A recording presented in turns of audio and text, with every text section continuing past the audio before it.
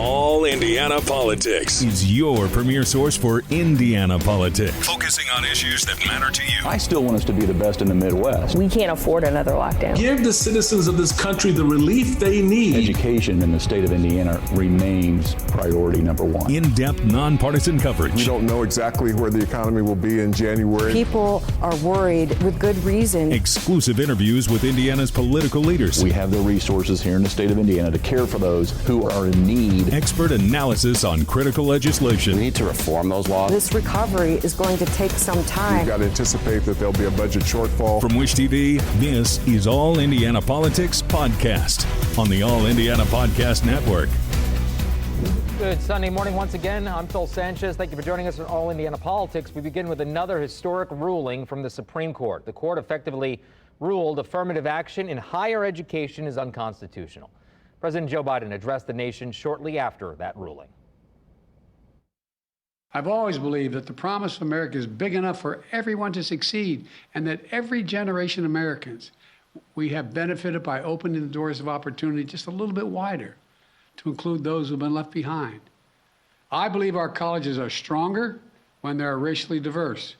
Our nation is stronger because we are tapping into the full range of talent in this nation.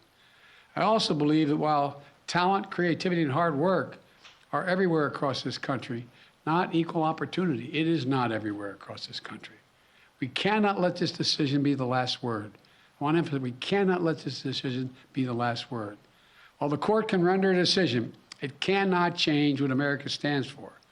America is an idea unique in the world, an idea of hope and opportunity, of possibilities, of giving everyone a fair shot. Meanwhile, audio has emerged which purportedly depicts former President Donald Trump showing a classified document to a writer. Congressman Andre Carson is the ranking member of the House Counterintelligence Committee. He talked to our government reporter Garrett Berquist about the exchange and the recent hack of the Department of Energy.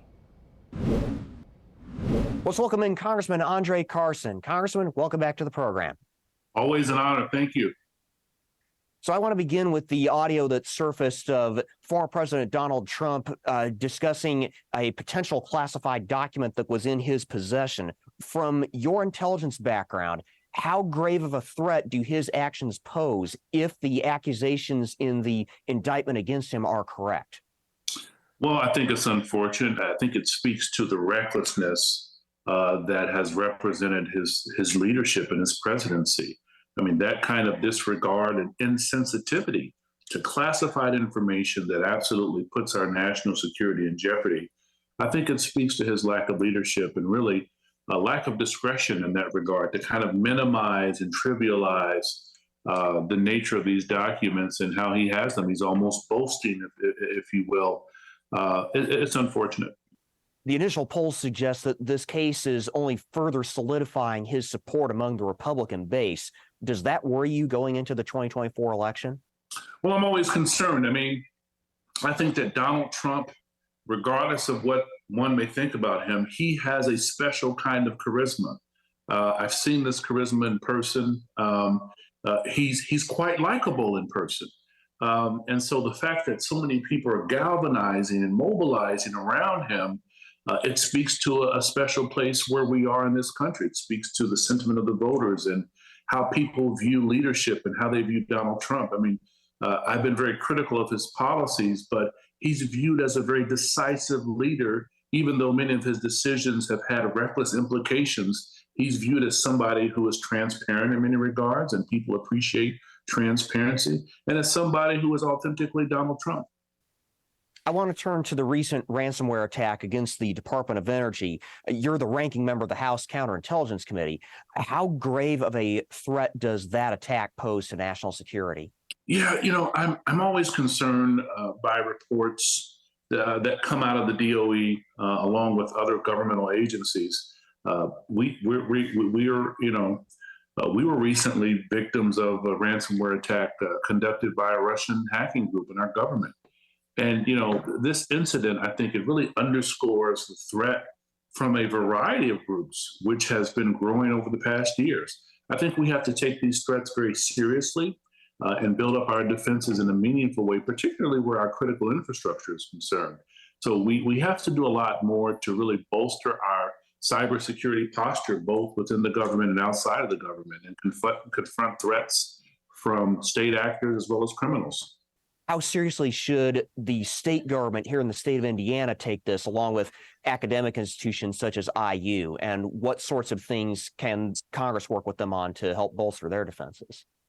Well, having worked for the state for nearly a decade, particularly with the Indiana Department of Homeland Security and the Excise Police, we do a lot with our university systems. And I think in collaboration with our universities, we're going to produce more trained cybersecurity professionals who can do these jobs, which is yet another reason why I support STEM education for young people here in Indianapolis and across our state. Congressional Democrats have again introduced the Equality Act. This would add sexual orientation and gender identity to the classes that are protected under the Civil Rights Act. Does the spate of legislation targeting transgender people give this added emphasis? I'm happy to see the reintroduction of the Equality Act. I'm a co-founder of the Congressional Equality Caucus. I think the Equality Act will effectively prohibit discrimination against LGBTQ plus individuals in housing, education, employment, and so much more. And so last week, we finally passed the Respect for Marriage Act, which means that no matter what state you're in, your marriage is recognized. And so it was long overdue, but more importantly, that is a very historic measure that I was proud to support. And so I think the bottom line is for people who may have concerns is that this is a civil rights issue. No one should be discriminated against for who they are. You know, members of the LGBTQ plus community should be able to access the same housing, education, and opportunities as the rest of us. I want to address an issue closer to home. The Indianapolis City County Council recently approved a measure to hire and fund 3 special assistant U.S. attorneys to prosecute gun crimes here in the city at the federal level. Was that the right move? Is this something Congress should have worked on instead? Well, I think it's always good to act in collaboration, but as we've seen, Congress can be very slow to act when you're talking about issues, particularly localized issues. And so in these cases, I applaud our local leaders for acting very quickly and decisively in addressing this critical issue. I was just in Illinois a few weeks ago, and they were nudging me and other Hoosiers about the easy accessibility of firearms that folks from Illinois have accessed since the Capone days. And so we have to do something, and so I applaud our local leaders for acting very swiftly. All right, coming up, a series of historic rulings from the nation's highest court. We delve into them with Indiana's best political team.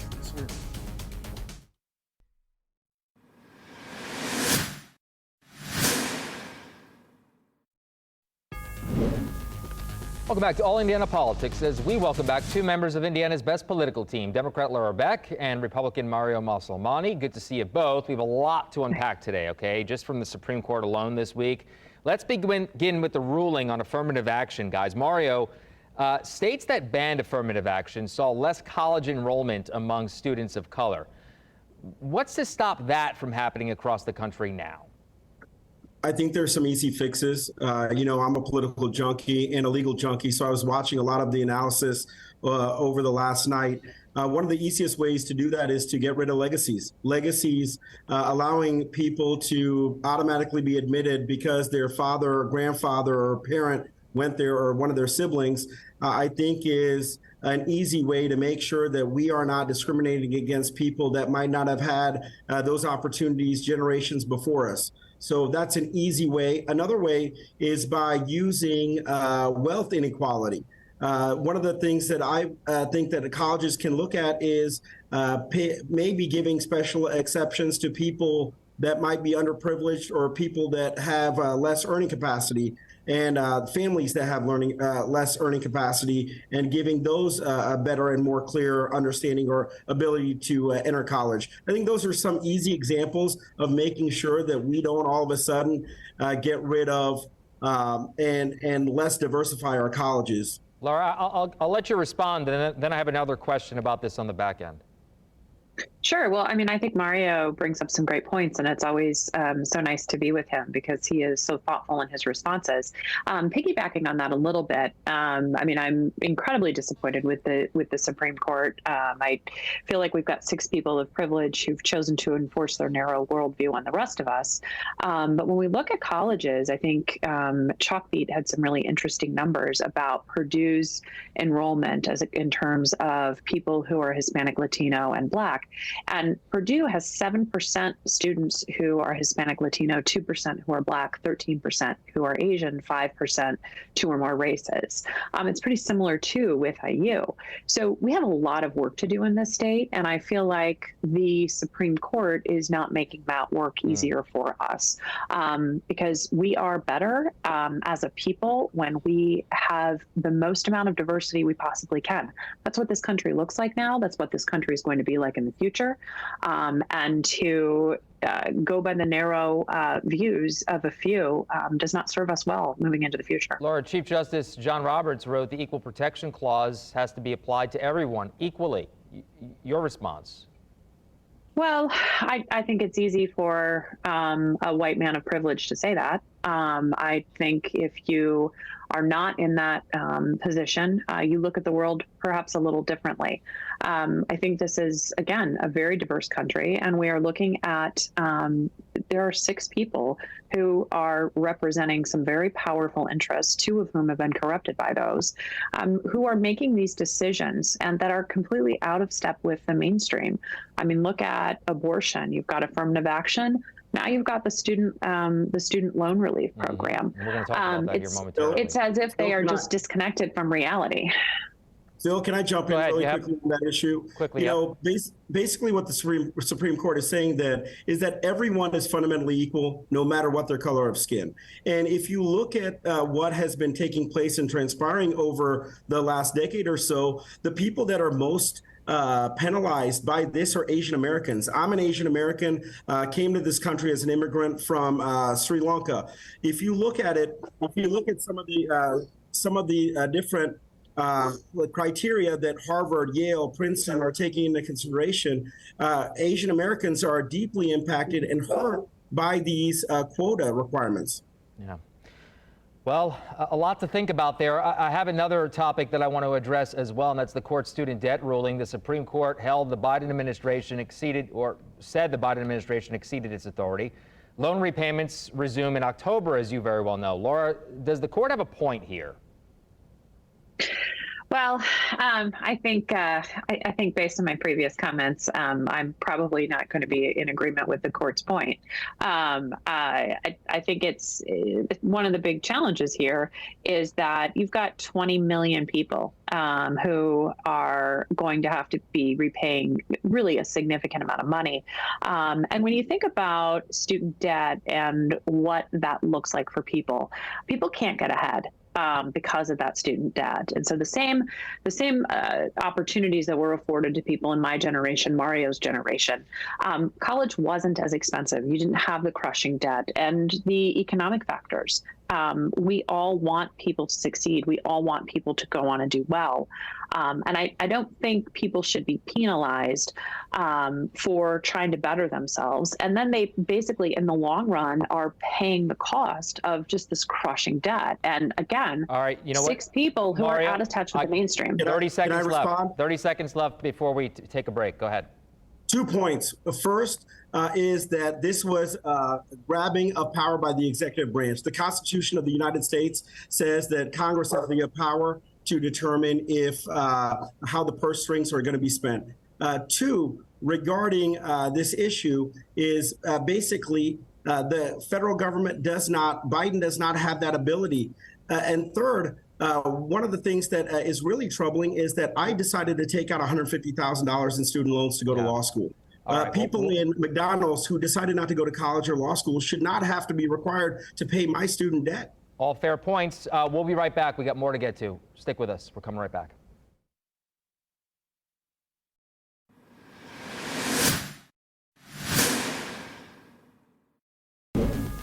And welcome back to All Indiana Politics. Still with us are Democrat Laura Beck and Republican Mario Masalamani. Let's turn now to the Indiana Supreme Court. It has lifted an order blocking the state's new abortion ban on privacy grounds. Mario, the court says the state constitution does provide a right to an abortion in cases of medical necessity. The ACLU, however, says it might pursue that further in this lawsuit. Could that exemption lead to this law's undoing? Your thoughts? I don't believe so. I think that the law as it currently stands that's passed by the General Assembly takes that into consideration. Additionally, the Supreme Court, in its opinion that was issued today, talks about how the General Assembly can define and curtail and limit and restrict abortions depending on the mother's life and other factors. And I think this law does take that into consideration. So I don't believe that that's going to be something that's going to be attacked. I'm curious to see. One of the things that hasn't been addressed yet, another case that's coming down the pipeline, is regarding the religious freedom. That is a group of plaintiffs, both from the Jewish and Muslim faith, have made a claim arguing that there is religious freedom as it pertains to our Constitution, Indiana and U.S. Constitution, that would put this or make this law inapplicable. So I think that that might be a potentially stronger argument in this case than the current law that, or current lawsuit that was. I want to get Laura in here because we got a couple of other things we want to talk about. Based on the court's ruling, Laura, how much of an uphill battle, a climb, does the privacy lawsuit itself face? Well, I think Mario has a good point on the religious freedom piece, and I think that's going to be really interesting as we watch that go through the courts. I think one of the biggest challenges when you look at this law, it's one of the most restrictive, if not the most restrictive in the nation. It was passed very quickly. There wasn't a lot of medical thought behind it, unfortunately. And I think what we're going to see is that Indiana has one of the worst maternal health care ratings in the nation. And in rural areas, women don't have access to a hospital. They don't have access to prenatal care. So as we're taking away, if we want to be the most pro-life state in the nation, and we're taking away reproductive health options for women, then we need to be adding in much more protections for women, their health, boosting maternal health care.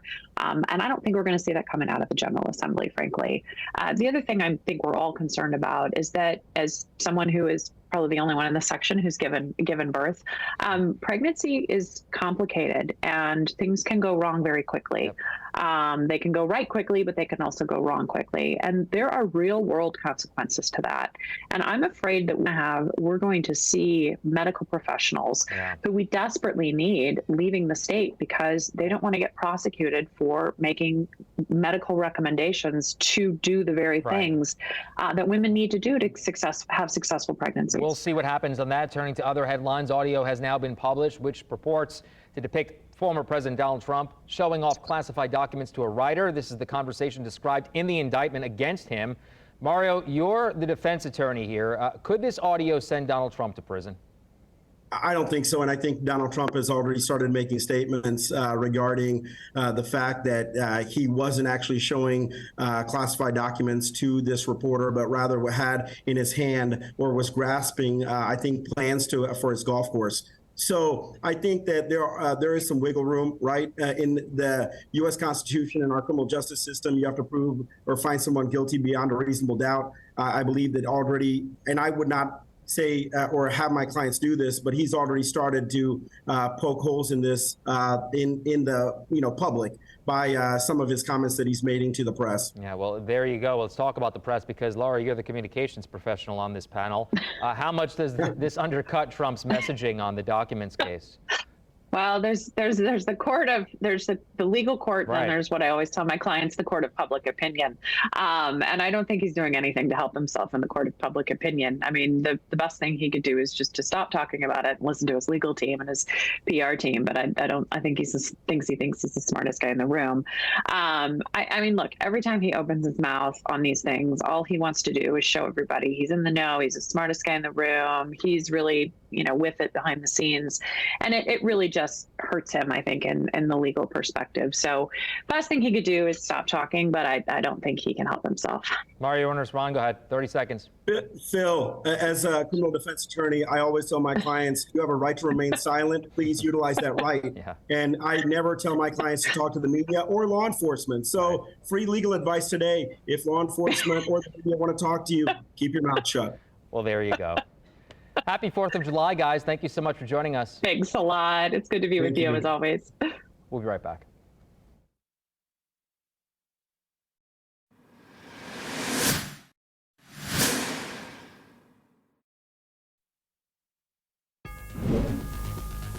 Thank you for joining us for All Indiana Politics this week. We'll be back here next Sunday morning at 9:30. You can also find our brand new All Indiana Politics podcast. It's part of the All Indiana Podcast Network over at wishtv.com. Have a great 4th of July and a great rest of your weekend.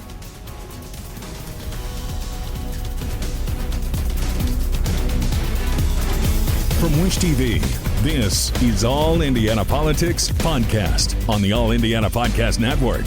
Watch All Indiana Politics live Sunday mornings at 9:30 on Wish TV and at wishtv.com. Subscribe to this podcast and listen weekly here on the All Indiana Podcast Network. And be sure to discover even more great podcasts at allindianapodcastnetwork.com.